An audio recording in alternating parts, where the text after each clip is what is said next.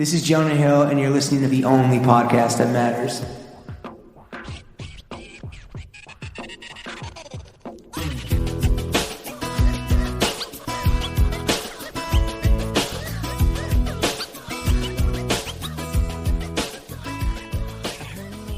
Throw Gang, we are joined by the Pharaoh of Photography, the Dalai Lama of the Lens, Pimp of the Pixels. He's for Virginia Beach, rank shit to do but get fits off, Baron of the BTS Finesse. He's for the porch, not for the dorks. The style's fluid, but the garments are engineered. Admiral of the Aperture, King of Composition. From VA to LA, the camera spray like Bobby Flay. Governor of the golden hour, the F stop, but he go crazy. Artist, photographer, Cam Hicks. Cam, how you doing? I'm good, man. That was good, bro. That was a great intro. It brought me back to life. Don't worry about it. Mint it. Let's mint it. Exactly. I love Cam, it. we are happy to have you. And the first thing we're going to do is a fit check. And I have probably not been as excited for a fit check as for yours as I have been in a long time because you get fucking fits off. We want to go through the totality of your whole fit. Okay. The choice for you, sir, is do you want to start top down or bottom up?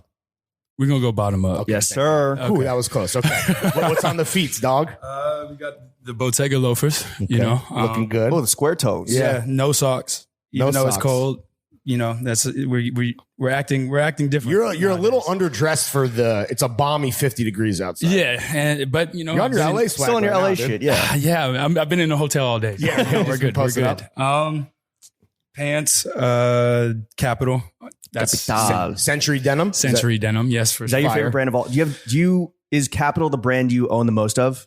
100%. I have a whole storage unit that's just Capital. Word. Wow. The archive. Yeah. The stacks. The I have to stacks. imagine You and been- John Mayer. Yeah. I have to imagine you've been to the stores. Oh yeah, all of them in Japan. Every single one. Which one is your favorite? Jeans. For Really? Sure. Yeah. Wow. Just 'cause I'm a pants guy. Okay. I love a pants. pantsman. Yeah. My favorite is the archive one. I love the archive one. It's Yeah. tight, but a lot of the stuff there doesn't fit me. And that's the You thing. are a tall motherfucker. Say you I must am. have trouble shopping in Japan. Oh, what yeah. a great problem to have, by the Oh way. no, because you're shopping, tall and in shopping, Japan. and taking a shit in Japan are the two hardest things. Yeah, but they can you can wash your ass though I can wash my ass with the but Japanese toilets. I have to take my pants off before I go into the bathroom because Wait, what? my knees hit the wall. Where you shitting? Yo, Like, excuse me, sir, can you put your pants back on? Sir, this is a Japanese well, no, Wendy's. it's crazy. It's crazy. No, we were staying. Like when I went there, I was out there for a month in 2017. We had a Airbnb in Setagaya, Okay. and that's where the bathroom was dumb small. So by week 2, I started going to the Denny's next door just to take a shit. Sir, this is the Denny's. Yeah, because I couldn't shit in our. I was like, I'm not taking my pants off before I go into the bathroom. They do the thing where it's like the toilet is in its like own separate small room, right? Mhm, You know, yeah. in addition to the bathroom, but yeah, Yeah, it's a so water a closet. Culture of respect. Yeah, Man no. just walking around, draws out. Yeah, hey man, you know, I mean, hide my tattoos in Shibuya, Well, thank right? you for wearing your pants to podcast. No, I mean, Yeah. if you want to, like, yo, We got the it's real private world. room. We're at just the- living it, dog. Yeah, we got the private room in the hotel. If you want to Yeah. take your pants off, take your pants off. Maybe later. Yeah. Moving up. There's a belt I see. See, that's the crazy thing. That's the crazy thing about my fit. The belt's Target. Word. All right. Is that do you buy a lot of accessories at Target, or is that like, yo, I need a belt? I and need a belt quick. I mean, it holds my pants up. Yes, like it does. You don't need that shit in Japan. You're on some high-low shit. Though Yeah. I think the rest of this fit is pretty high. Yeah, everything else is high. No, then the wife beater's Hanes. Right. Okay. You know? Is that your beater of choice? Yeah, 100%. Every single Are one. you like a Fat Joe, wear it once, throw it away type situation? Dame Dash 100%. Yeah. Wow. No same white tee. Every single time is something That's a different. one and done. Yeah, you got to, especially in the summer. You lick the beaters before you put it on, like Fat Joe. I He's like, don't, it's so clean, I but can lick it. that's a. What do you I might with have to little do that. horses? Yeah. Yeah. Absolutely fucking disgusting. It's gross. What won't but- that man eat? You know what I'm saying? Fat Joe is a dick to me in Dubai. We don't fuck with Yeah, Fat we Joe. don't Also, fuck- he used to come up on the podcast all the time. Yeah, It's we been have minutes beef since with Fat Joe came Joe. up. Not that this concerns you at I mean, all. But hey. Yo, Fat Joe, Fat if you're Joe. listening, we know you're a big Cam Hicks It's on fan. site, bitch. Fuck you. Oh shit. Shirt is Bodie. Beautiful. That's been family since season 1. Right.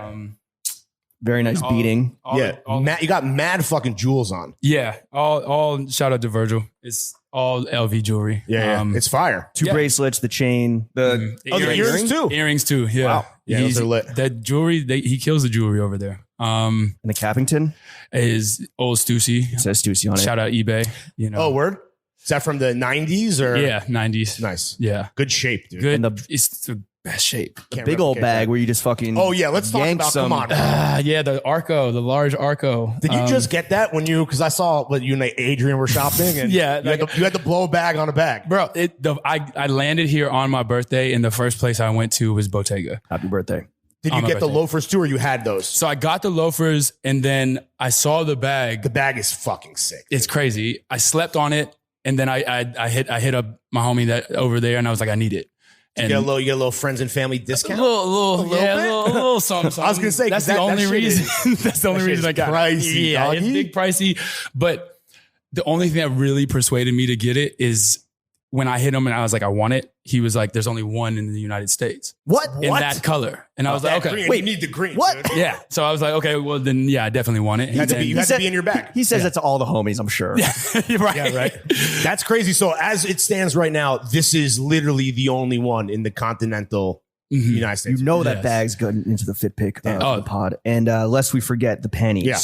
The pant. Your draws. Anything? Oh, Calvin Klein. Okay. Briefs every single time. Briefs, not boxer briefs. Briefs. Briefs. Okay. Yeah. We don't have a lot of guests that wear briefs, so Yeah, mostly boxer. I wear briefs. really short shorts. Okay. So I got to. What's your inseam length of choice on the shorts?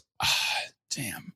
That's a great question. I mean, you're tall, so like 5 inches would be 5 short. on you looks like Like a 3 and you're on all us. stems, dog. Yeah, that's what I'm saying. My body is like 75% pins. legs. Yeah. Big pins. Damn. Okay. All right.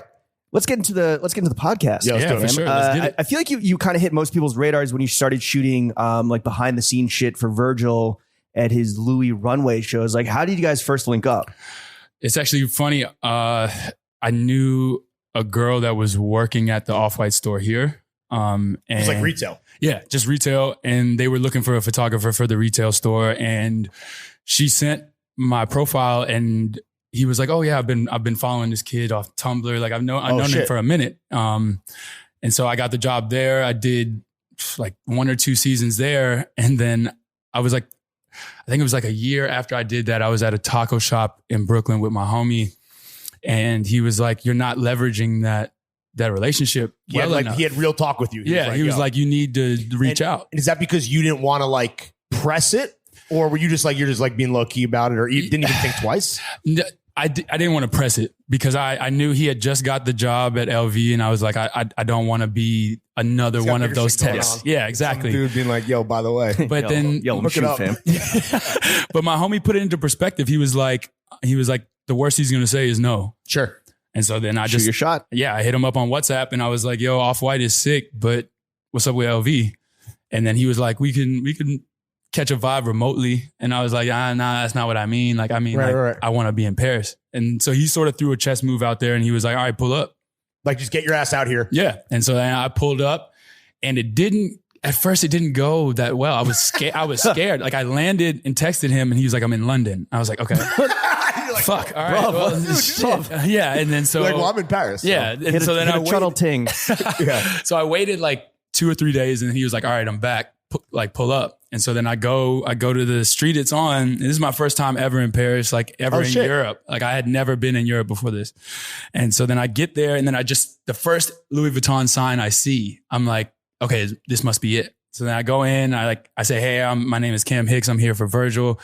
And the lady at the front desk looks at me all crazy, like, who the fuck is You're the Virgil? 5th guy to say this in the past hour. Well, she's also she's a rude ass Parisian bitch. It's even crazier. So she was giving me that crazy look. And then she was like, all right, just sit in the lobby, wait.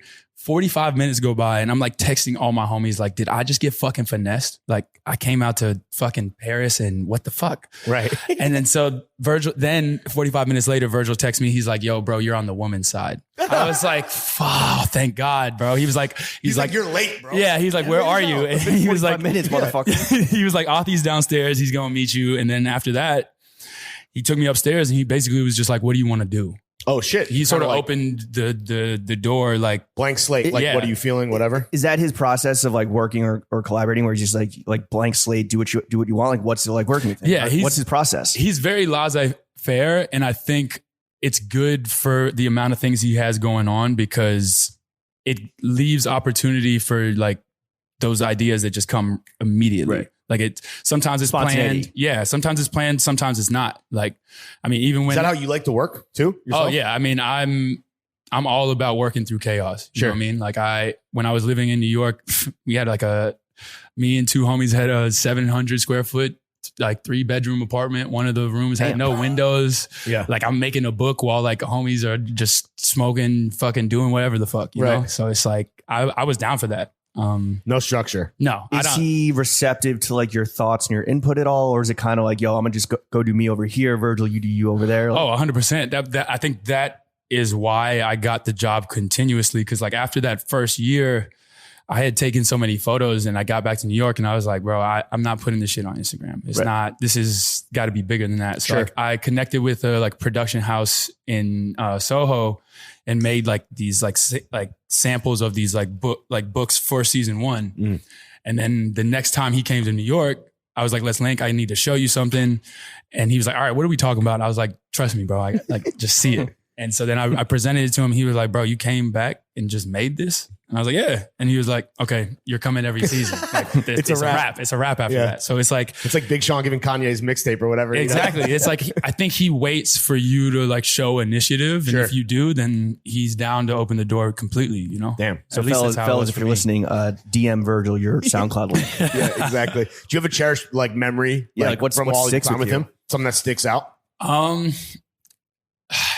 I might have to get a little spicy. I don't know if it sticks out for him because I don't even know if this happened, but I'm down to talk about it because it's in the one book. of those nights. Yeah. So the last day I was in Paris, I was like staying with a homie in the 16th arrondissement, and he was staying at a girl's house, and the girl came back from Japan, so I had nowhere to stay. Right. Like, and so what I decided, I'm like, yo, what can I do with this last day? And I decided to take a tab of acid and just walk through Paris. Oh, sick. So I'm walking through Paris for like 4 hours straight, just like You tripping balls? tripping and just like looking at everything. It's like, oh, this is amazing. But then I get to like a certain area of Paris, and like Virgil had just let me like keep the jewelry, but it was like the hood of Paris. So like people started looking at me crazy, and I was like, and I might I was like, I might got a rock. So then like that Justice video, bro. You don't want to run into one of those. Exactly. Bro. And I was thinking, where can I go right now? And I was like, I wonder if my key card to the office still works. So it's like 2-3 in the morning, and I get there from the Uber. Still tripping face. And I put my key card in, and it works. Ooh, hell yes. And so then I go to the floor, and I'm just in the office by myself, just chilling, just tripping acid by myself. It was, oh my God. And why there's so many? Did you ever tell him this? Or? I don't think he really knows, because I like in the book, it's very like vague. Okay. Like and it was funny because like breaking news. The dude I got the acid from gave it to me in a little like plastic LV monogram bag. Oh, sick. It was like foreshadowing crazy. Yeah, that's wild. Was it like with those designer drugs where they have like the LV stamp on like the Philip on Molly and shit? Yeah, exactly. Phil Klein MDMA. Yeah. And so that Louis LSD, that LVSD, that shit hits extra luxuriously, bro. It did, because I was. So you like playing records? Like, what were you doing? No, so I was like looking at all the clothes again, like trying shit on. You know what I'm saying? And then, then I was like, okay, I need to chill. So I just sat on the couch, like in a blanket. Why is this bag shaped like an airplane? And so then I just started FaceTiming all the homies, and I was just like, bro, this is like I was like, this is crazy. Like, I am the only person in this office right now at 2-3 in the morning. It's like a once in a lifetime moment for sure. And then I got close to the window, and then I started seeing people downstairs pointing up, and they were like, oh shit, it's Virgil. And I was like, oh shit, I got different black guy. Different guy. Different light guy. Skin. Yeah.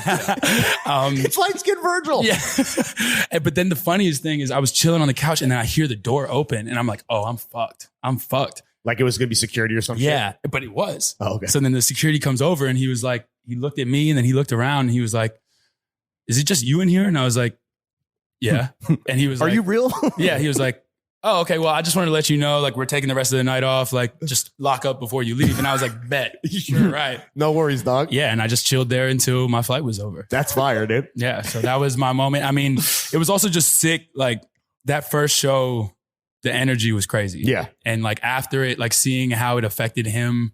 That's like the Kanye hug moment. Cardi closed that show, or walked that show. Yeah. All that. There was mad people. Top to bottom. I mean, like even like the days leading up to it, like seeing how the energy in the office, it was like, he didn't just come in there. Like he came in there and like made it like some black shit. Sure. That's what made it so sick. It was like Cardi smoking a blunt in the office. You know That's what I mean? fire. Like it was just like, it just was that moment, and it just felt so good that I was part of that first one. What was like after, like post the show, when kind of like maybe the high didn't wear off on you, you're fucking on acid, but you know, and like everyone kind of comes down for a moment and is like, you know, being like, yo, we did that. Yeah. Like, what was that energy like? It was weird because like that was also my first Paris Fashion Week ever. So it was like, it's so fast. Yeah. So it was like, even by the time I was waiting for my flight, most of the people that I had met that week were already gone. Like, cause they were used to it. So it was like, it was like super high and then immediately just dissipated. Right. And it was back to New York, you know? So like, if you had to kind of calculate, do the math, I know it's going to be like some, you know, complex, like,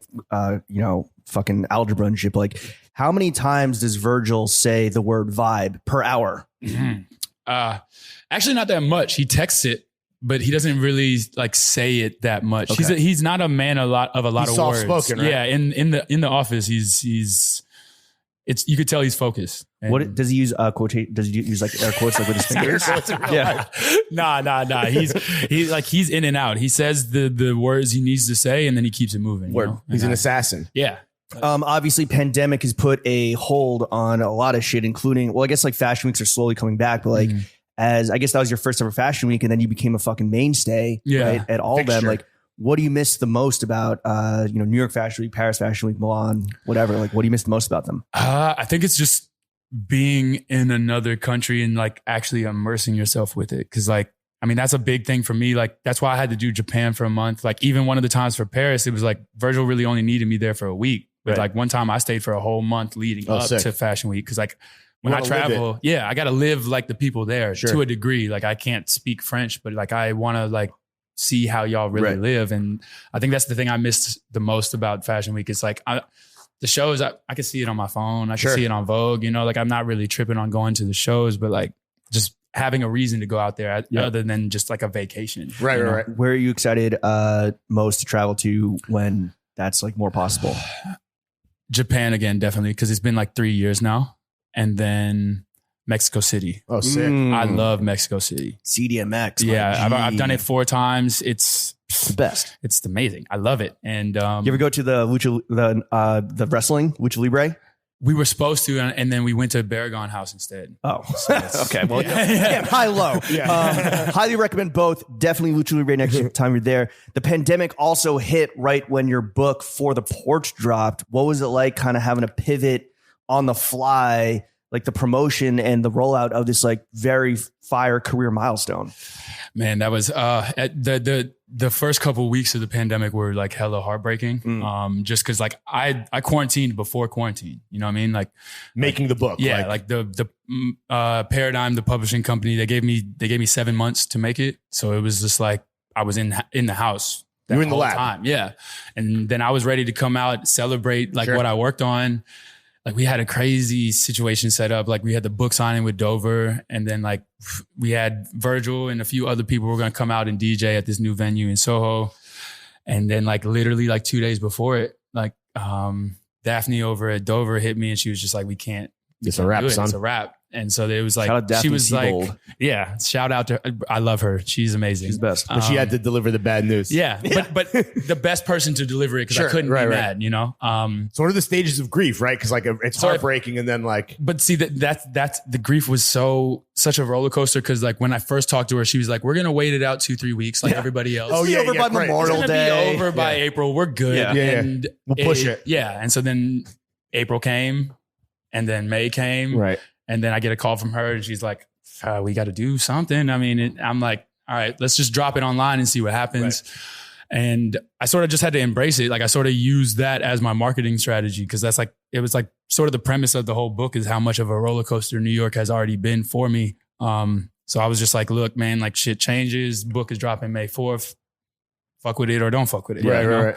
And it still did well. It still did great. You know, like I think the only thing that was missing was that moment. Yeah. The energy. Yeah. The IRL shit that you wanted. Yeah. I mean, it absolutely like made waves, like, you know, got people's attention. And definitely, I mean, there was an interview in, I think, Interview or ID where you and Virgil went back and forth. And he's like, yo, it was Jay-Z, Kanye, Pharrell. Then it's like Virgil, you know, and then like the next generation is like Virgil, Don C, Jerry. Then it's like Cam Hicks is like, he's like, yo, you're the next generation. But for the people that are now looking at you being like, yo, I want to be the next Cam Hicks. Is there like a first piece of foundational advice you give to someone that is, trying to make it as like a, move from Virginia to New York City and make it as like a young creative?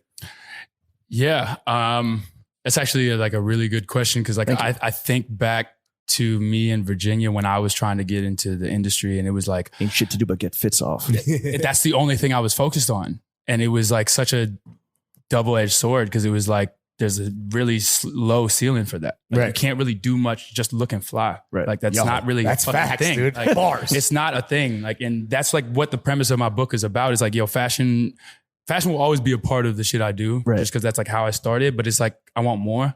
I want to like impact more than that now, and that's sort of why I've been taking a step. So just like back telling kids like, yo, aim higher. Yeah, aim higher and just.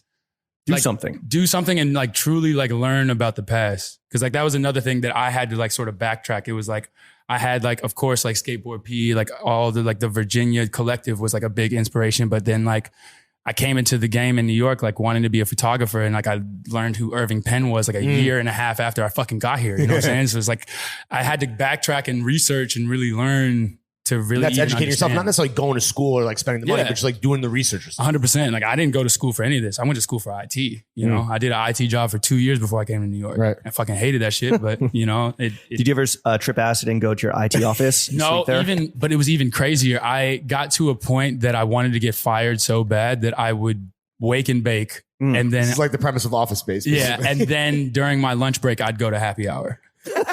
So then when I'd come back in, they'd look at me like, bro, what the fuck? And finally the VP of marketing was like, yo, you're fucking straight. You're done. And I was like, bet, you're right. I am done. Yeah. You're like, finally. Yes, thank you. Jesus Christ, I just wanted the fucking severance, man. God damn. Go, I need that unemployment. Exactly. This is my gambit all along, you dumbass. Yeah. Cam's out here playing 4D chess. Yeah, exactly, dude. For all these newbies though, that maybe they catch a break and they get a gig, they get an opportunity. Like what's some onset behavior that these newbies should absolutely avoid and not act like you've been here, no bozo shit.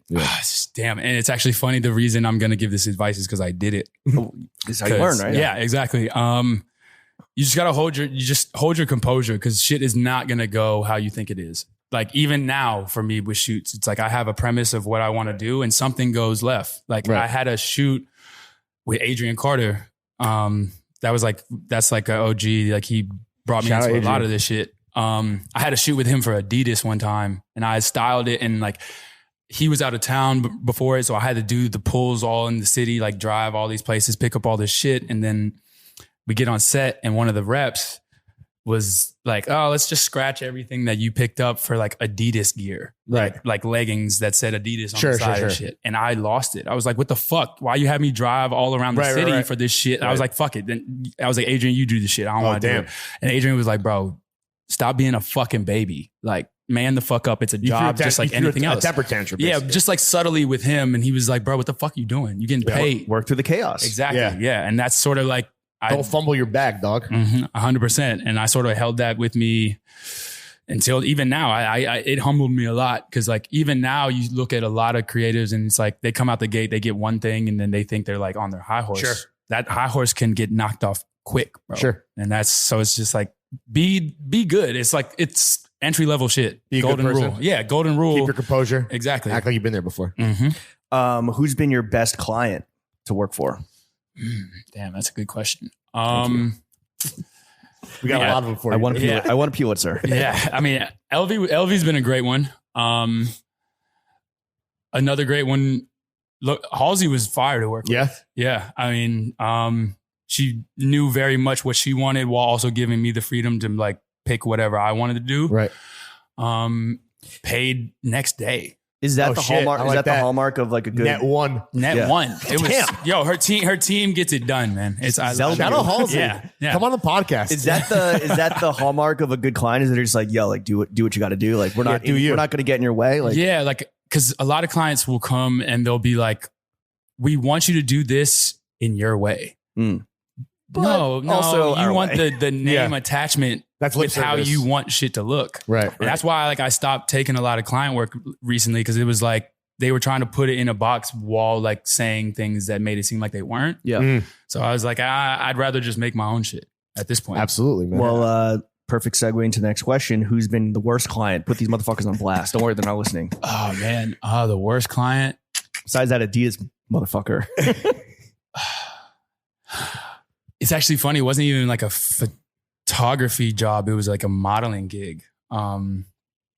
Please don't say Dikey. No. Oh no, God. Yo, doing the EG shit was fire. That was that whole month. I got to like basically take over Nepenthes. That shit was sick. I forget the name, but they make these like fucking down kimonos. Okay. And it was like when I first got here, I was hella broke, so I just needed work. You're just doing whatever. I was just doing whatever. Yeah. But then they like packaged it in such a good way. And then we ended up shooting, like acting like home union was our fucking like apartment. Me and this girl that I didn't fucking know. And like, we're like holding hands, like looking out the window of what's obviously a fucking retail shop. It just looked really bad. Okay. But the only reason it was such a bad job, it wasn't the pay. It was the fact that they didn't tell me it was going to be sponsored ads. So I was like, oh, it's some little shit. Nobody's going to see it. Dude. Everyone fucking saw it. Every single person. On? I was getting flamed by all the homies. Even people that weren't the homies. They were just like, I had message requests like, bro, what the fuck is this? Yeah. Your auntie on Facebook is like sharing it. Yeah, I'm like, fuck, dude. So like for a straight month or two. Read the contracts, folks. Yeah. It was bad for like a good 2 months. I just kept seeing it. And then like, that's the other piece of advice, young creatives, get a lawyer. Yeah, for sure. Get a lawyer and just, you can say no sometimes. Yeah. Exactly. You can say there's value in shutting the fuck up sometimes. That is we say it all the time and we mean it. Yeah. Do you do you prefer, like, obviously you prefer to do photography versus modeling, I would imagine. Yeah, but like, 100%. do you do a lot of modeling still? No, not really. I mean, I think I've hit that point where I look my age and they want younger, you know? Yeah, not fucking little Alita. Yeah. Like I don't fit the criteria anymore. But I mean, it's funny. Like I'm in a weird transitional period right now where I'm trying to figure out what I want to be next. Like photography was like, I always wanted to like do like direction and like consulting work. Like that was my big thing, like being more behind the scenes in the beginning. And then I got to New York and New York was like, you're not going to be behind the scenes. Like we want you to do photo. We want you to be the face of shit. Yeah. And too pretty to be behind the lens. Look at this man's eyelashes. I know. Yeah. God. Pause. Almost touching the Stussy hat. Man's going to take off. But even now it's like, I love photography, but like, I'm not passionate about it to the point where it's like, I just want to do that, you know? So that was like a big reason I moved to LA is because I started dabbling in a bunch of other things. And now I'm like sort of trying to figure out, it's like, I think that's another thing I'd say to the younger generations. Like it's okay to not know what the fuck you are. To not have it figured out. Yeah. Like it's a fluid thing. To a degree, I don't, you know, right. I'm a photographer, I'm a director sometimes, but I don't know what I want to stick with yet. I'm trying a bunch of different things, trying to figure it out, just like everybody else. Dabbling a little bit here and there. Yeah. So as a photographer though, like, do you have a dream gig, like some man, opportunity that you would fucking kill for? If Comb came back and did something like the 6 series, I'd love to be a part of that. Just because it was like fashion adjacent, but not just fashion, right? You know, right. Which is what's great about Comb because it's basically art, right? Exactly. Point, you know? And then I mean, just for nostalgia purposes, probably Capital too. Oh yeah, you know, like they're very off the wall with their lookbooks and shit. Like they're incredible, bro. Yeah. I would love to be a part of that in some way. But they're like collector's items, right? Yeah, like, they are 100%. So you mentioned Irving Penn and like doing the research. Do you have like who are your most favorite photographers of all time? It's actually funny. I don't have favorite photographers. I have favorite directors. Okay. Who are they? And it's the combo that it sounds very cliche, but Paul Rand and George Lois, 100%. Right. I mean, big collector of UNLC magazine. That's like one of my favorite magazines. It's like a typography magazine that they made together. But that was like just when Lois was working for Esquire and Paul Rand was working for IBM, it was like the stuff they were making, like it sold the product well, but it also had something to say. Right.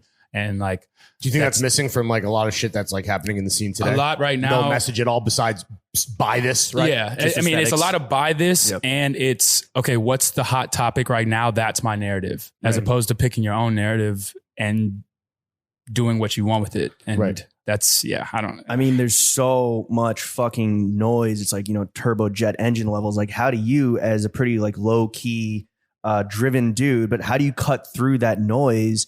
And it's like where everyone's a creative director. Everyone's like, yo, big things coming. I'm a fucking rise and bozo. grind, multi-hyphenate, creative director and bio. Gary I'm an entrepreneur. I'm making money. Like, how do you cut through that? Bozo ass shit. I hit that motherfucking mute button. That's what the fuck I You're saying you're off social now, kind of low key. Yeah, I mean, when I have things, back on to promote this episode, back and forth, so like part of the time I've been in LA 8 months now. I think like the early time there, I had to delete Instagram off the phone for a minute because I was just in my new crib by myself, like in my head, and just seeing too much information all day just fucks your head up. And do you get like you don't want to be influenced by that stuff too? Yeah, you don't want to be influenced and you don't want to play the rat race game. It's like the whole purpose of Instagram is to like flex and make it seem like your lifestyle is great. Sure. So it's like you look at all these other people like getting shit done, and like no matter what, you still get influenced by it, and you're like, damn, they're doing this, they're doing that. What the fuck am I doing? Yeah. And when in reality, after 30 minutes, nobody gives a fuck about what's on there at all. Sure. So it's like now that's why I've sort of just been taking a step back, haven't really posting much and just focusing on working on what I want to work on, Respect. So you just really by you drown it out by just like not even by you don't even literally removing it. Yeah. I participate, but I participate selectively. Like I said, like if somebody, and this is like no disrespect to a person in real life, but like if what you're posting on Instagram is not what I want to see, I'm just going to mute or unfollow. And that doesn't mean I don't fuck with you in person. It just means I just don't need to see that for my well-being. Clean. Yeah, exactly. Well, you don't follow me, but I know that you fuck me in person. So, I get it. I didn't even know you followed me. So then after this podcast, we'll be following each other for sure. People you love to fucking see it, baby. It does feel like from our fucking, being 1.5 white people, it does feel like every brand these days is tokenizing young black creatives as like their thing. Do you feel that at all? Like, how do you feel that? 100%. And I think it's like a double-edged sword, man. Cause like I want to create art that supports and shows where I come from, the type of person I am. But at the same time, it's like, I also believe in just being a good artist, right? Like everything, like that's independent of, and that's not to say for the artists that do very like Afrocentric shit that it's nothing. There's nothing wrong with that. It's just like for me personally, is like I just want to make good shit, and I don't want to make it just be that because of the time right now. Right. Sure. Like I want to make. If I want to make that, then I'm gonna make it regardless. Yeah, exactly. So it's like I think it's tough, man. Like I understand why a lot of the publications and a lot of brands are doing it, because it's like they don't want to get canceled. They don't want to get canceled, but then it's also like it is about time. So it's like weird because it's like yes, like those making up for lost time. They're making up for lost time, but it's like how you do it too. You know, like a lot of if you're just too direct and just too like it's like it's very obvious. It's like pandering. Yeah, you can see through it. Yeah, you can see. Well, you hope that people can. Yeah, I mean, sure. Yeah, that's the thing too. That's the thing that scares me a lot about Virginia is like. A lot of the people back there and that want to get into this, they feel like I did when I was younger. They were like, oh, I can make it in Virginia. I don't got to go to one of the big cities. Like I can do it here. Y'all are still like in a barrel and you look at things from the outside looking in. So they look at certain things and they're like, oh, that's fucking sick. You don't know the back end and you don't see what it's like actually in the city. So you're just praising it because it's product that everybody wants. Right. Mm-hmm. Have you I mean, it feels like, there's a reckoning moment. A lot of brands are kind of like addressing stuff, or at least they say that they are. But have you personally faced like racism and discrimination in your journey through the industry? Yeah. Besides being mistaken for Virgil. Yes. I mean, Virgil. That was actually the really interesting thing about being in Paris the first time was like, I loved being in the office, like being around that and immersed in it, and like the team there like accepted me immediately. But Paris is racist as fuck. It was like it was like such a weird juxtaposition. It was like I'd be in the office, like one of the most pristine offices in fucking Paris, and then I'd go outside and go to McDonald's, and they're like, "We don't take American Express, bitch. Like, take my money." Yeah, right. Like, what the fuck? I can't even eat McDonald's. Oh yeah, this shit is fucking ridiculous. So it's like, it was weird, but. In actual work, I haven't experienced it that much, but I also like being from Virginia, like being a Commonwealth state. It's like that's true, like scary racism. Right. That's like, don't stop at certain gas stations because like you might disappear type shit. So it's like when I came to New York, it's like New York's such a melting pot and it's not like direct like that. So it's like, the little jabs, I can deal with that. I'm not worried about that shit. Do you, when you are on set, so, you know, act like you've been there before, no bozo behavior, but like when you're kind of in charge, like what's the vibe that you like to have ideally? I like making everybody comfortable because I know that a lot of times on sets, it's like this thing where like the models make up every single person wants to come in with this front. So like what I usually do off bat is just show how fucking goofy I am. So it's like, yeah, you can be goofy on this set too. I don't give a fuck. Like this is not no pretentious shit to me. Like I just want to get the job done. And if you're comfortable and I'm comfortable, then we're going to get the best outcome. What's the music you're playing? Yeah. I mean, it ranges, man. We can, it's either house or like Atlanta rap, Memphis rap. It's like no in between. It's like either you're either getting like DJ Rashad or Lil Baby. You know, like there's no in between for real. Like it's like either uppity in a club. Did you listen to the new Young Thug this morning? See, so I left my AirPods at a friend's house. And I have very strict rules when it comes to music. It's either AirPods or a car. Sure. Okay. So I haven't listened yet. I've gotten a lot of opinions. Yeah, you can't expect him to play it off the phone. Right. Yeah, I'm a big Thug fan. Like that. Like Jeffrey he's a GOAT. He's the one. So I've been waiting for something new, but I just like I'm not listening to anybody's opinion yet. I'm like I need my own opinion first. Yeah. I mean, Jeffrey is the GOAT, and you do deal with a lot of celebrities in your work, professionally, in your personal life. Who do you think, celebrity wise, has the best style right now? That's a great question too. Damn, y'all getting me. It's what we do for a living, Cam. So yeah, true. You shouldn't be surprised by that. Damn, that's like, I think the reason that's a good question. Or is it nobody? Yeah. I mean, there's certain people that I respect their style. I mean, Tyler, a friend of mine, he kills it. Real personal style. Yeah, Frank kills it. Like a lot of people who are my friends that happen to be celebrities, they do it. They do it well, but not to sound conceited, I feel like me and my friends do it crazy. You know? I mean, that's facts. You heard the fit check, ladies and gentlemen. My goodness, you're gonna see the fit. This is a one of one bag. Yeah, are you kidding me? It's like, we didn't even do the drink check with the Negroni. This is part of the fit right here. Negroni too. Shout out. But yeah, I think I don't really like a lot of celebrity style. When you get dressed in the morning, you're like, yeah, I'm the most. It's one of, I have that type of confidence with how I get dressed. And I think it's like, that's like the weird juxtaposition. Like I saw a comment one time on what's that one, that fucking page? I hate that page. Hidden NY. Mm-hmm. I hate aggregator pages, by the way. I'm sorry, whoever. Oh my God. I'm sorry to whoever runs that. I hate that. Yeah, he's come on the podcast. He's on our podcast. So, well, nothing against him. It's just aggregators. Are zoo boarders. Sure. Yeah, you're talking to zoo boarder right here. Fuck this guy. I'm a podcaster, bitch. I'm an artist. But they posted a picture of me one time, like coming out of a fashion show, and somebody commented and they were like the best dressed photographer out. And they like put laughing emojis because it is hilarious. It's like, I'm known for photography, but I feel like right below that, it's how I dress. Your personal style. Yeah. And it's been like that. That's what really got me into this. Like I told you, like I just started in Virginia, just dressing, and started getting hit up by people in New York. And that's sort of how I got out here. But at 29, I've realized it's not a fucking job. It's just part of your being. Yeah. So it's like, it's a lifestyle, dude. Exactly. It's a lifestyle, dog. That's why I don't really post it anymore. It's just like, I dress. You'll never be like a fit pick guy. Nah. Coming from a fit pick guy. It's not for you. I don't disrespect it. I don't downplay it. You know what I'm saying? No, I don't even downplay it. I disrespect it. It's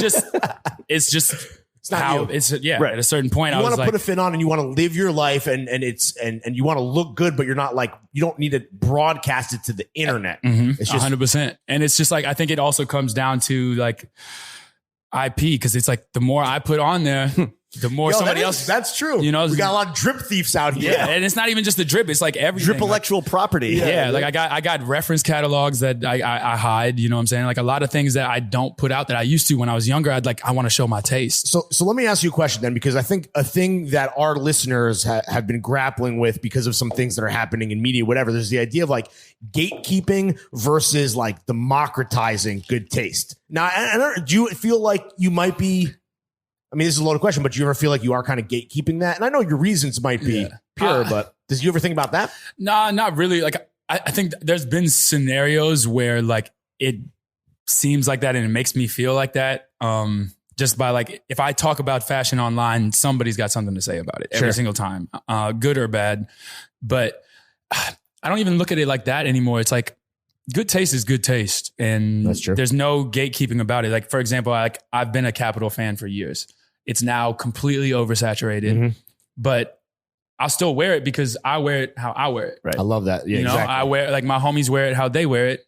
And the people who don't have good taste, it's very obvious. And you're in it. You're not just wearing this fucking smiley socks. You know what I mean? That's exactly my point. Is like you can tell when somebody's just wearing it because they saw it on one of the aggregator pages, or they like actually a paint by numbers joint. Yeah. Like because the people who don't have taste tend to wear shit no matter what. Like they'll put it on and they're just like the piece is tight. It don't look good on you, my nigga. I'm sorry. Like, you know what I'm saying? Like, it don't look good on you. So no, you can call me that. It's cool. Well, I mean, bro, like, are there any emerging brands that you have your eye on right now that you maybe are, you know, want to broadcast out there? We only have 18 you want to put them on? So don't worry about it. Let's put these young men and women. 96% men. Let's put these 96% men listening onto some new shit. Like what are some brands that you like what they're doing right now? There's a brand at CHCM right now called Anglozine. Okay. They make like a lot of knitwear. Okay. I fucking love it. It's like I have like a 3/4 like zip polo that I've like worn like every day since I've been here. CHCM is the shout out Sweet Too. Yeah. Maybe the most tasteful shop in New York. That was one of the first. And the fact people that they're I met. still fucking kicking, that's you want good taste? Go to Bond Street, dog. Yeah, exactly. Pop down there. 100%. Say what up to Sweet Too. Spend some fucking money. And then other than that, it's like I've gotten to the point where I stick to like four or five brands. Like Bodie, Capital, Target, Hanes. I mean, I'm wearing most of them. Bottega. Yeah. Right. Bodie, Bottega, Capital, Grace at Wales. I mean, Wales Bonner is fucking amazing. You wear a lot of vintage too? Or I used to. Okay. Now being in LA, I see so much vintage that I'm fucking straight on it. But it's also just like like I said, I'm sort of getting to the age where I'm like sort of cool with a white tee, jeans, and that bag. You know? I don't really need the one-of-one bag speaks for itself. I don't even really flex too much, even though like I'm saying that. I know I'm going to buy more clothes next week. You know, like I'm just like, I'm saying things that I want to hear and think, but hey, that's what we do for a living. Yo, this man, if he's nothing else, he is a fucking John Collins. What's your favorite brand in the Nepenthes family? Is it still EG? It's still EG, 100%. I mean, do you think EG slept on? 100%. Yeah. Because EG slept on because only people that care about cut and like things that don't have brand name on it. Right. Yeah. Not a logo in sight as like I don't know any other Japanese brand where I can go in and try a 34 on it and it fits perfect. Like their cut and sew shit is amazing. So it's EG is also like any John you cop from EG, you will years later like discover a new pocket or be like, oh, the lining is this. What the fuck? The devil is truly in the details with EG. Yeah. I mean, also, it's a brand where it's like you can't just throw it on and look good. Like you really have to like it's a lifestyle with them. Like it is one also the few brands that head to toe it's like a solid look versus like I don't know if you wore head to toe Fear of God. Or even Off-White or something, right? Yeah. Like those are brands where it's like one feels piece. like Ralph to me, kind of in a way, right? No, it double RL heavy. Yeah. Like that's like same thing, you know? So yeah, but I also miss when Nepenthes was a brand. Right. Their shit was crazy. Like early on when like Nepenthes had a brand, those were hitters. The Nepenthes in Tokyo is crazy. So fire. Yeah. Smells great. I think I know the answer to this next question, which is what's the last John you copped, which I think is that bag. What is the next John you're going to cop? Yeah. What do you got your eye on? Man, I can't stay out of Bottega right now. I'm really? Not gonna lie. You're a fan. Big fan. You're a Daniel Lee stan. Daniel Lee stan. Do you think that's even kind of getting oversaturated and played out? Or is it like, again, I'm going to get the one-of-one bag, so who gives a fuck? It's getting oversaturated, but they make so much good shit versus what the average person wants that it's okay. Like I don't need the boots. Right. I don't need the puddle boots, right? Yeah, I don't need any of that. Whereas like I go in there, I look at the female jewelry. You know what I'm saying? Like I look at the other shit that like a lot of people aren't like trying to get right now. And that's not even like to say like I'm just trying to be different. It's just like a lot of people go not different for different sake. Yeah, it's like a lot of people gravitate to like one piece at all these places, and it's just like, did you not go? Well, that's to the how store? These brands make money, right? It bags, it fucking shoes, whatever. I mean, that's So I think Bottega jewelry might be the next thing that I cop for sure. What is your current grail? Yeah, the all time, the white whale. Is there some like rare ass capital, or is it like vintage Nepenthes? The namesake label. What is Cam Hicks pining for? What is your Moby Dick John, dude? It's actually a pretty cliche one. Shout out to Ruby because I know he has these from Nike. The Junior waffles. Oh, okay. The green ones. Yeah. Like finding those in pristine condition for my size, a size 12, is very hard. And I only say that because it's one of those that I wanted as a kid that hasn't got retroed yet. Sure. Like I wanted a pair When of did those come out? They don't. I don't know. You know what I'm saying? Like I don't know when that colorway with that shape ever will come out again. Those Junior ones. No, when did it originally drop? Oh, those. Damn, that's a good question. I don't even know. That's one of those that I just appreciated. Sure. You know what I'm saying? But yeah, right before that, it was the 85 neutral gray ones, but then they just retro to those. And then now I'm like, I'm good. Good. Yeah, I don't need those. What's the footwear rotation right now? Is it just Bottega loafers all day? Nah, it's Bottegas. A lot of Reebok, actually. Really? Yeah, I'm fucking with Reebok right now. These are fucking gas. Yes, sir. That's what I'm saying. The Beatniks, I wear the Beatniks all the time. Yeah, it's mainly like cozy shoes. Like I have those like Margiela, like puffer, like the down. This like their North Face slipper with they're the crepe North sole. Face. Yeah, exactly. Not the loafer ones with Tommy Cash or whatever. Oh yeah, not the big like gum sole around it. Yeah, type of situation. No, other than that, it's like basics. Like it's like really weird. Like I'm still wearing a pair of like Supreme Campbell Vans from when I was in college. You know, like the shoes.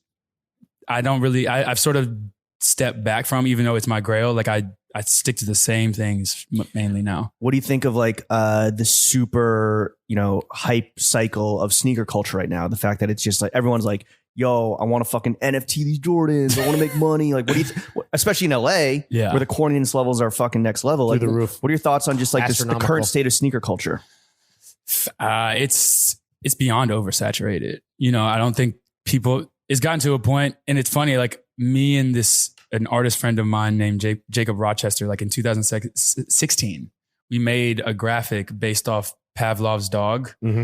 But it instead of the bell ringing for food, when the bell was ringing, it was like hashtag words of shoes, like NMD runners, Roshi runs, and whatever the fuck. Yeah.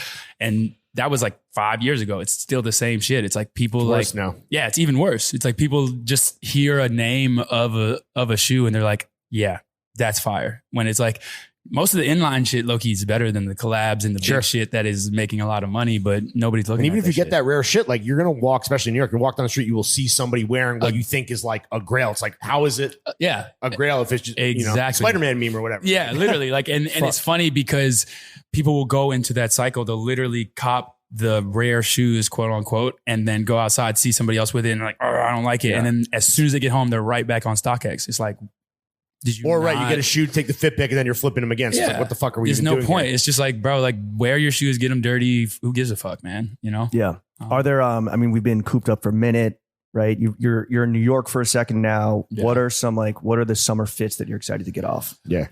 We've all been in the house. Yeah. I mean, summer fits in New York it's funny for me because like I end up like dressing like a slut, man. It's just like a wife beater. It's like literally like what I'm wearing. It's like a uniform. Yeah, like it's just like some type of like short sleeve button up, wife beater, jeans, Chucks, 2-inch inseam. Shorts. Yeah, literally, and hanging dongs. Yeah, 2-inch inseam. Yo, backs out, sacks out. Yeah, for real. Yeah, but it's like funny because like every time I step out the house, I immediately get sweaty. So then the shirt comes off, and then it's just a wife beater and jeans. And that's when the slut comes out. Yeah, and then I have friends who literally make fun of me about this. They're like, "Oh, you're a male thought, bro." Hey, man, Get it how you get it. How has moving to LA, a city that Lawrence and I despise, loathe? We've never moved there. We like visiting. How has moving to LA though influenced your personal style, if at all? Yeah.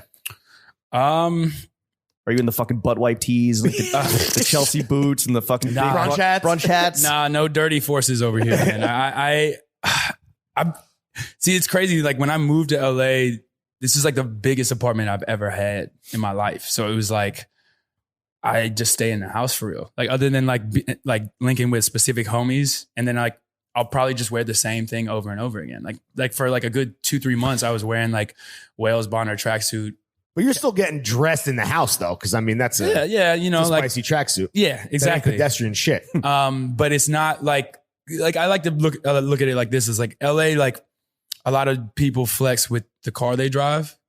This is your theory because here, it's like you don't even need to see the fit because you're just in the dress whip. from the shoulder up. Because that's all they fucking see. But out here, it's like you're walking everywhere. You're taking the train, like Ubers. Like you're still outside, so people flex with what they dress. So it's like when I'm out there, I'm like I'm in my Jeep, and I'm like I don't really. What are you whipping? Yeah, is it? So right now it's just a Wrangler. Like I recently no doors. I take the doors off. Okay. I love taking the doors off. When I first got to LA, my goal was like, I've never had a really nice car, so I wanted the new Defender. Okay. I test drove it. They gave me a certain MSRP over the phone. And then when I got there, of course, it went up like $20,000. But you know, they saw the jewels.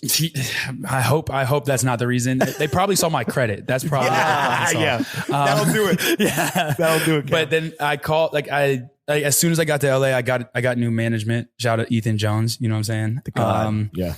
And that was like the best advice he gave me early on. He was like, don't get that fucking car, man. You're straight. Like you don't need it. Damn, we need a manager. Right. We need some good advice. Yeah. He every time I want to be irresponsible, he's there to be like, stop. What else is to walk you back from the fucking line? What else has he walked you back from when you're on the precipice of being an idiot? Making a bad decision. Like nothing with exact buys, but now he like organizes all my finances in Google Sheets. Bro, we need him. So he like shows me how stupid I am, like in like real time. He's like, here's a spreadsheet with how bad you are at managing your money. Here's a separate spreadsheet on he's like, you spent capital this much this month. Don't do that. And I'm like, okay. What do you think of this Bottega purchase? His bag.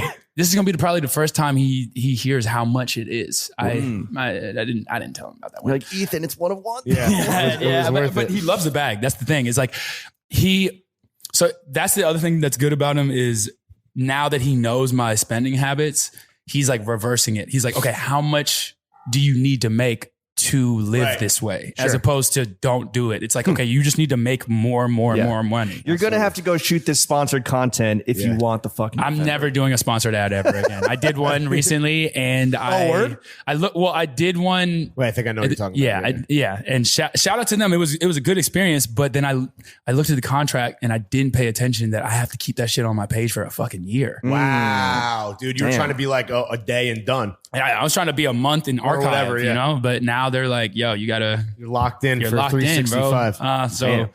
But it's also just like, hey Siri, set a reminder for us. Delete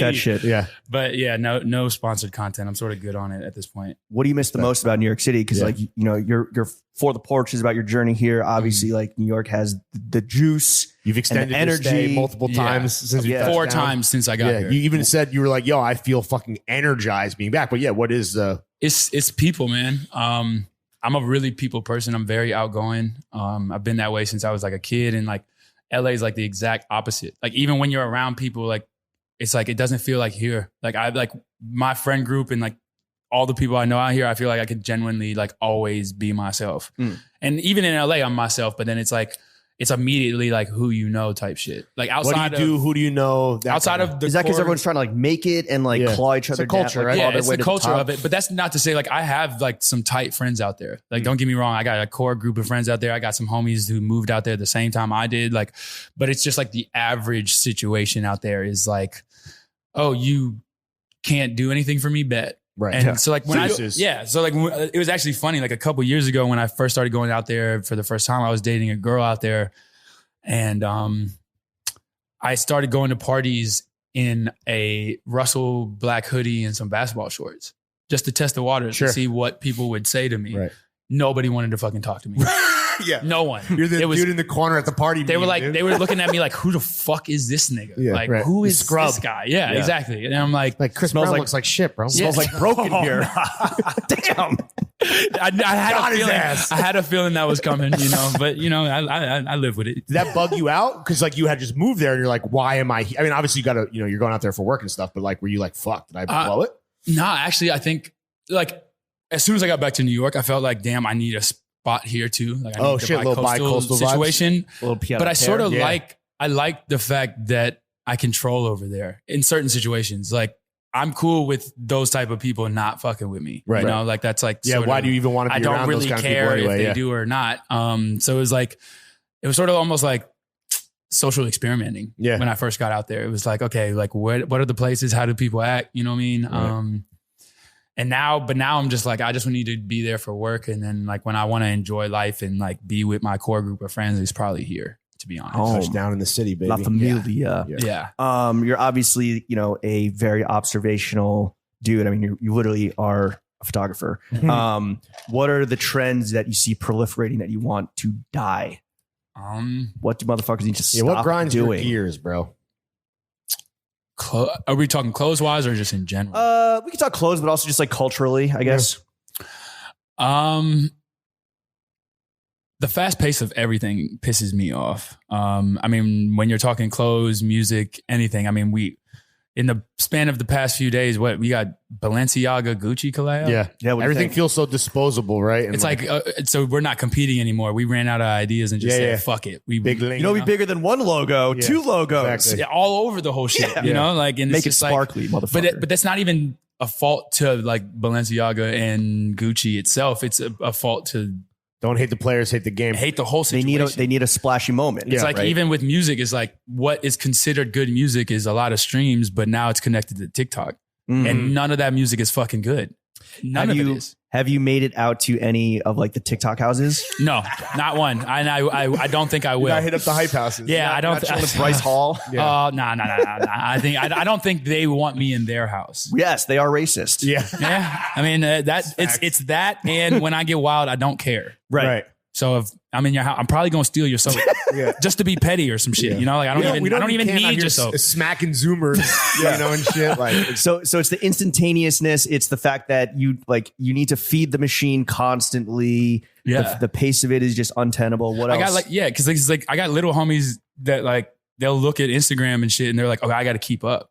And it's like keep up with what? Yeah, you're not really keeping up with shit. It's all bullshit. Always like, yo, you got to post more fit pics. I'm like, but why? It's like you got to take a step back for a second to make some good shit. Yeah. And, it's good for business, bro. Yeah. I'm just kidding. What about John, counseling? John's wise? What do you? What do people need to stop doing? What sucks? I'm gonna say this, and I hope it makes sense. Anything that is Saint Laurent boot adjacent, can fucking go. Is that a big LA thing? Like, it's a big LA thing, but it's a big everything Soho. thing. It's a mirror. So it's a mirror. It's all that, because it's like I want to be Western, but I wouldn't even go to Joshua Tree. Like, right. It's like, bro, like, why are you dressing like fucking? I ordered the Western omelet at brunch. That's about it. I watched Fear and Loathing once, type shit. Like even not just like, you're not even talking about footwear specifically. You're talking about like, that's what I'm saying. Like the whole cosplay. Mm-hmm, yeah, it's just like if. We're both wearing Western shirts, by the way. No, but y'all probably at one point lived it. You know what I'm saying? To a degree. Do you wild out? Did you wild out? Yeah. Did you wild out? Last night, yes. Okay, see, there you go. Right now. You got certain people who like wouldn't step foot in we need China. To corral our partying. We gotta rein it in. I'm a partier too, bro. I feel you, but I'm talking about like the person who dresses like that, but wouldn't even step foot in like a China chalet. Got it. Right. So they're dressing like a rock star, but they're not living that rock star lifestyle. It's cap. Might not make it. Yeah, for real. But I mean, to keep it a buck, I've gotten to the point where when I see things like that, I don't want them to even piss me off. So I just like kiss it to the wayside. You want to be above it. Yeah, right? I'm just that's growth. That's exactly. 100%. Is there a grown ass man? What's the? I mean, so you've been in LA for how long now? 8 months. Mm-hmm. So Lawrence and I, like, we have this kind of fucking avatar of like the LA guy, like archetype, the butt wipe tee, the brunch hat, the Chelsea boots, the ripped jeans. But like, what is the biggest difference in style? Like, who is the LA guy right now? If you had to just be like, describe. When you're not in the house, an archetype. What are you seeing? Though you probably hang around a lot of cool people. That's the thing is like I appreciate basketball shorts. Like I appreciate the people that I hang around with in LA. So it's like when I think about it, man, what is like something I see? Well, you were talking about how vintage got played out. It's like, like fire vintage rap tees like they're rinsed, done. Yeah, they're done. But that's a big thing in LA. I've noticed is like there's like the vintage shops that are fire, but then like there's the shops that are like renditions of vintage teas, and they have like 1,000 of them, so they're clearly not that. Sure. Bootleg vintage. Yeah, it's like vintage as an aesthetic, which is not like how you should approach that stuff. Exactly. Right? Because there's no appreciation for it. Because you really get whatever you want, and then I bought this new vintage shirt. I bought this new vintage shirt that's DDG that was made yesterday. Right. Okay. We off that. Yeah. I mean, I don't know. I think the other thing is like people in New York, their shoes are dirty. Like sometimes their clothes got they're paint lived stains. in. They're lived in because they walk around and like actually live in them. Whereas like in LA, like a lot of people will just buy dirty shit, or like sometimes it just looks like they like literally kick rocks on purpose just to make their white forces dirty. It's like, that's not an aesthetic, bro. Right. Like it's just living. So you could just live and that will happen. Everything is in LA is fake, even the living, right? I mean, that's even the living is staged. As an artist, Cam, what are your current thoughts on this craze with NFTs, non-fungible tokens? Jesus, I'm so back and forth with it. When it first started, I fucked with it because I thought about it from the perspective of like, you got a lot of artists out there, especially like I have a lot of friends who are animators, graphic designers that like have just been creating for free for so long on Instagram. So it's like, this is like now their chance to get their coin. But then when the investment bankers and the like high celebrities started doing it, it's like you oversaturated the market for that graphic designer. He can't make as much because now you want to make your album like a virtual fucking animated series. It's like, bro, no.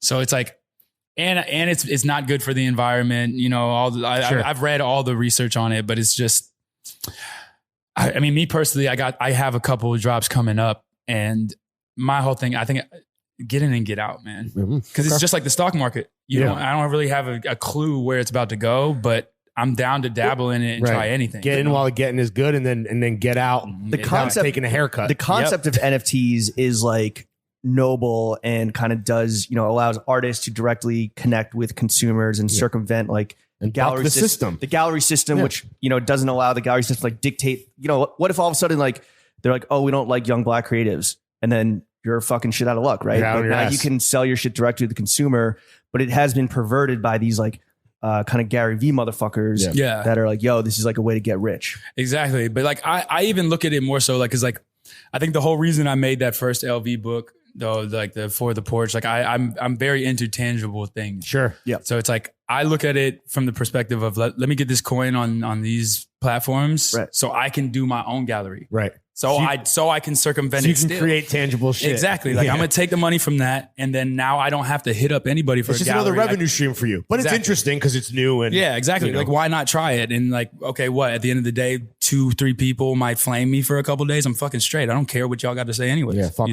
so. This is a question that maybe we should ask Ethan, the manager, but for anyone listening that is, maybe wants to one day make it as a independent artist, it's important to know, Cam, how much money do you make? Yeah. So I'm gonna put it like this. I'm a big fan of Lil Baby. Okay. His shit is called 4 Pockets Full. Okay.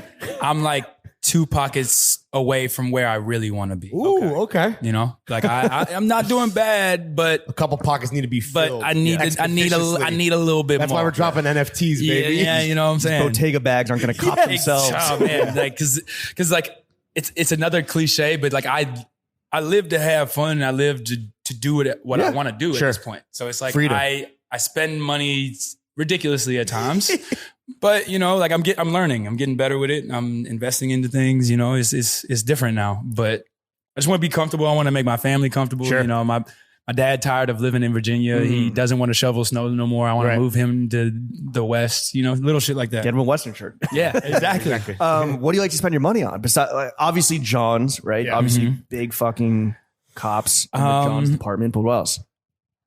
I think the two things would probably be references and experiences. References meaning what? Like old books, magazine. I go eBay crazy when it comes to magazines. What's your magazine collection? If you had to size it up, I think the most magazines I have of a certain publication is Idea Limited. Okay. It's like an old magazine from Japan. That shit's crazy. UNLC, like I said earlier, got a lot of old interview mags. Like I got a lot. Like that's like when I went to Japan for the first time, clothes was like the number one thing I bought. Sure. And then right after that, I spent thousands of dollars in Booktown. Like I'll go reference crazy. Is that the Daikonyama bookshop? Yeah. Which is, yes. Crazy. And then when I say experiences is like even like what I did this trip is not like, I do that with every trip. I go one way and then I play it by ear. Sometimes I'll buy a flight and then like literally like 2 hours before it, I'm like, I'm fucking straight. I'll stay and not even get the money back and just buy another flight. Cause it's like, I just want to have fun. Ethan, I hope you're listening. We need to correct that behavior. Oh yeah, no, it definitely has been since corrected. Like even with this, like he'll ask me a few days in advance. He's like, "Do you want to extend?" Right. Like, and it's like, "Oh yeah, I'll extend it." But yeah, it's just like for the porch is like I live that like for real. It's like I live so when I'm 70, 80, hopefully I can look back and be like, I did everything I fucking wanted to do. We'll do another podcast with you then. We'll be dead. But hey Siri, set a reminder 50 years from now. We'll do the what's the next experience? No, Siri, I'm not actually serious. What's the next experience? In-person podcasting, ladies and gentlemen. Yeah, what's the next experience that you want to get for yourself? So if the NFT things or like a few other things I got coming up go well, I do want to get that Defender and I want to do a road trip from LA to New York. Wow. What would you do? Would you go through the middle, up north, through the south? I'd go up north. Okay. And then probably like halfway through the middle and then maybe even like go down to Texas, Georgia, and then come back up. Might be some gas stations you got to avoid. Yeah. It's definitely some gas stations to fucking avoid on that trip. But absolutely. Yeah, I think road trip is definitely the next thing. Again, for the fact that you kind of are now a role model for a lot of young dudes and women that are like trying to make it as independent creatives, like I think one thing that I'm sure you've experienced, we've certainly experienced, is like getting fucking fleeced, right? Just be like, oh, do it for the exposure. Don't worry. Yeah. Like, oh, if you do this well, we'll get you on the next one. But what are some tips for the young aspiring creatives out there to know their worth and then make that work? Yeah. Stick to it. Like, don't change that. I mean, because it depends. I think it depends on the experience. Like, there's certain opportunities, and of course, will push your career. But it's like you flying yourself out to Paris on your own dime, exactly. Like that was like a once in a lifetime thing, once in a lifetime moment. So that's why I did that. Like that first year, I didn't get paid shit. I didn't get paid until the you worked next on spec for like a year. Yeah, exactly. So it's like, but at the same time, it's like if you lowball yourself too early, you're gonna hurt because people talk. And a lot of people don't think about that aspect. And it's like, even if they're like, that's too much. Okay. You don't think I'm worth that yet. Go back in the lab, make some more of your own content and show them that you're worth that. They'll come back. They always come back, bro. Because I've had people early in my career who were just like, no. And then later their emails in my inbox that I don't even fucking look at, like, so it's just, that's how it goes. I don't even open your emails. Yeah. I want to ask about sucking and fucking real quick. So you've always been hot and tall, but now that you're emanating clout, pheromones, how has that changed dating you, especially in LA where everyone is like, it's clout so transactional. Sharks. Yeah. Cloud sharks in the water. I think so it's actually really funny. Like these two moments in my life lined up and it's not a good mix. Cause it's like, so I was in a relationship. I was on and off in relationships from 23 till like this year, beginning of this year. Okay. Like literally I'd be like, you're serial monogamist. Yeah. Like 3-year relationship. Then you'd be locked down off, heavy. Then a year and a half, then off, then a year and a half, then off. And now I told myself, I'm like, okay, I need time to myself. Sure. And that time to myself, I've just turned into a fucking whore. So, but I need to take a step back because it's slut. like, hey, you dress like a slut. You live the lifestyle like a slut. No capping on this side. I mean, I'm not capping, but I also look at it in the sense of like, damn, like if I keep this up, I'm not going to have any options because what the fuck's going on? Right. You want to find love. Yeah. I mean, everybody does to a degree at a certain point. I mean, now. Not horny Jimmy. I mean, right now I'm just having fun. You're all invited to my wedding 30 years ago. I'm just having fun right now. Yeah. I'm just doing me, we're in a pandemic still. So it's just like, which is a whole different That's a whole different thing. So it's like, yeah, I mean, I'm a bag of worms.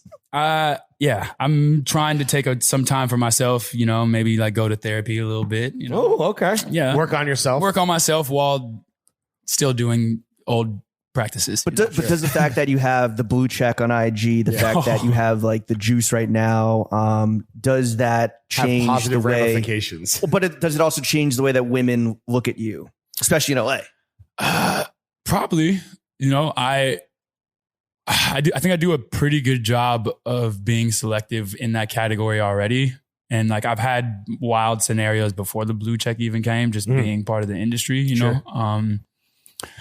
But yeah, I think I've gotten to a point where I care about my name in that regard. Like when I first got to New York, I was like, bro, I'm wilding out. I don't give a fuck. I'm doing whatever I want to do. And then Virginia. I was like, and I was like, these motherfuckers got all their teeth. And I was like, oh wait, everybody talks about this shit. It's like, like as soon as I got here, New York felt like fucking high school. It was like, I would do something, and then the next day, everybody fucking knew. And I'm like, okay, I don't like that. Because then now it's going to spot blown. Yeah, exactly. It's like, it's literally like fucking repellent. So now I'm just like, okay, I got to be selective about it.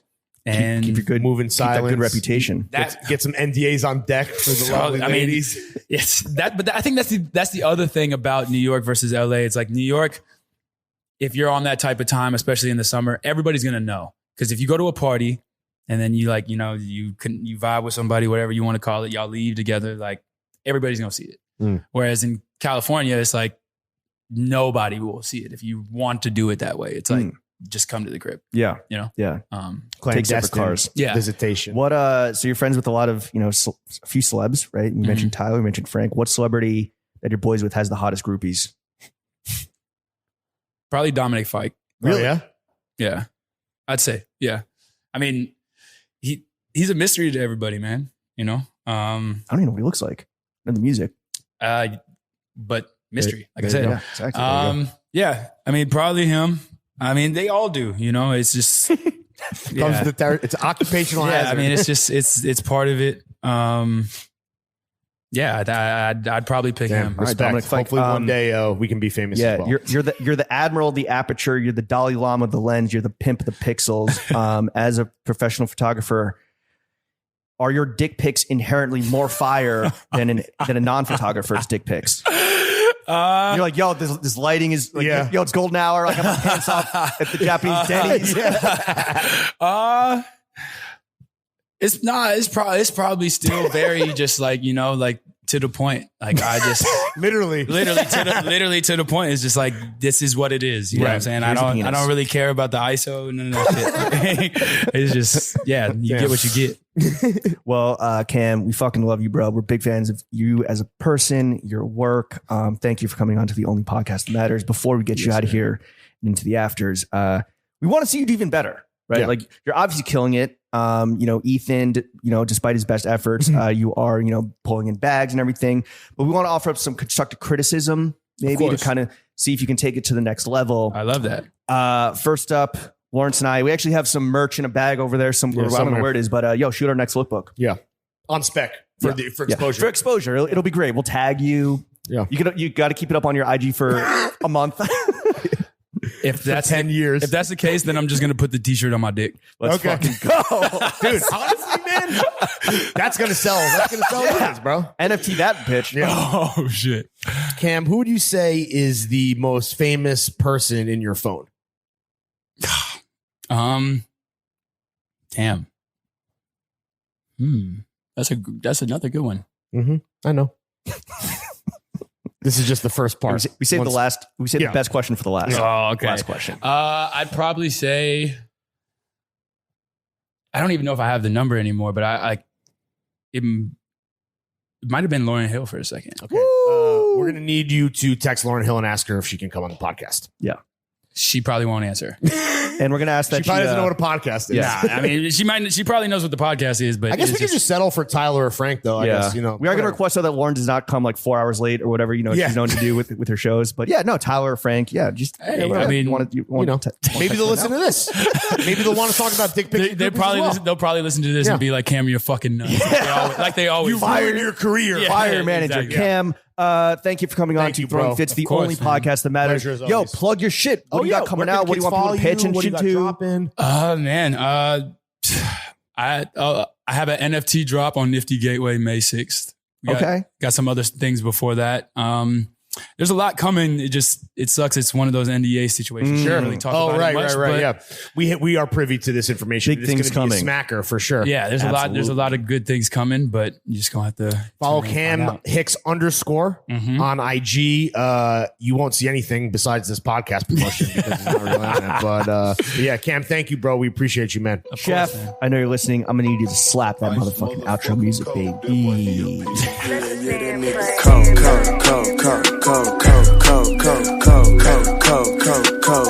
Yeah, that nigga froze. Yeah,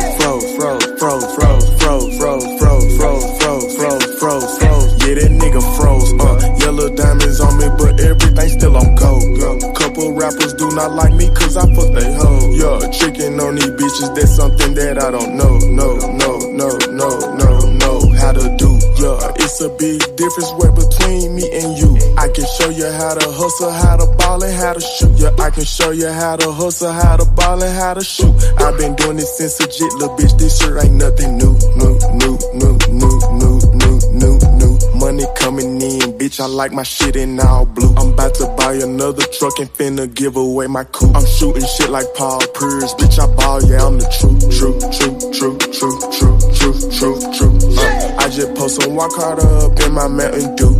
I be shitting on these niggas, that's all that I do. I be shitting on these niggas, that's all that I do. I be shitting on all these niggas, that's all that I do. I be shitting on all these niggas, that's all that I do. I be shitting on all these niggas, that's all that I do.